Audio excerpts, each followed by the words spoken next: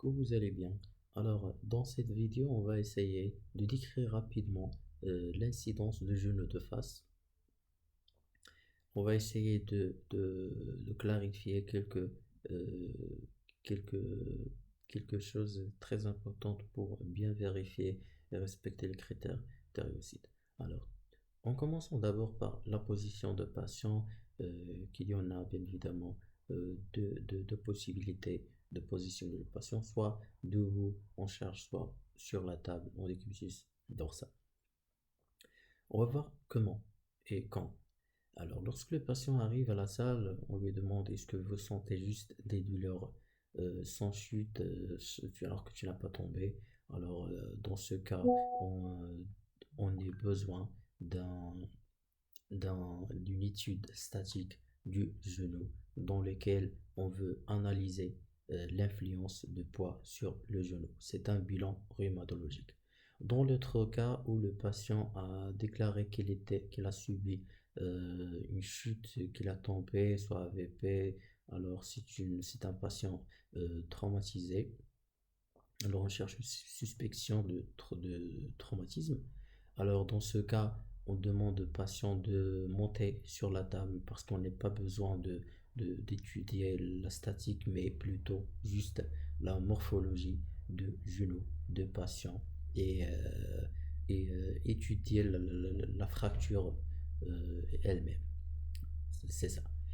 Passons à l'autre élément qui est bien évidemment essentiel, c'est d'appliquer une légère rotation interne du pied dans les deux positions, soit en charge, soit sur la table, de 3 à 5 pour que la rotule soit bien de face. Troisième chose, c'est que la jambe entièrement doit être en extension bien évidemment et appui symétrique.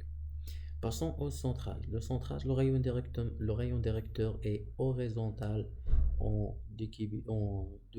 debout, alors qu'il est vertical sur la table. Aussi, on trouve, ça c'est le centrage de routine, alors standard appliqué par la majorité des techniciens de radiologie. Le rayon directeur est horizontal ou bien vertical selon la position debout ou bien sur la table, mais on trouve quelques variations, mais on peut pas dire variations, mais pour qu'on soit parfait, on applique une inclinaison de tube ou bien rayon directeur de 3 à 5 degrés vers le bas. Pourquoi? Tout simplement pour que le rayon directeur soit parallèle au plateau tibial.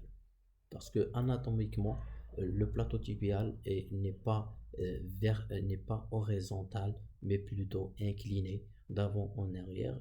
On cherche que le rayon directeur soit parallèle à ce plateau. C'est pour cela qu'on applique cette légère inclinaison de tube.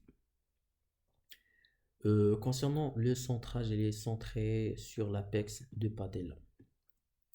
Passons maintenant aux critères de réussite qu'on devrait normalement les respecter. Premièrement, la rotule centrée au milieu des deux condyles fémoraux, médiane et latérale, et projetée au-dessus de l'interligne fémoro-tibiale. On peut l'appeler tout simplement patella au zénith. Mais attention, ce n'est pas systématique chez toutes les patients. Chez quelques patients, on peut trouver des anomalies congénitales de patella. Alors, c'est difficile de respecter ce critère. C'est pour cela euh, il n'était pas un critère euh, systématique. Voilà. Deuxième chose, la visualisation de un tiers inférieur bien distal de fémur et le un tiers proximal de tibia et de péroné. Dernièrement, la tête de péroné, qui se situe latéralement, doit apparaître partiellement. On parle de tête, il doit apparaître partiellement masqué par tibia. Voilà, c'est ce qu'on va remarquer ici.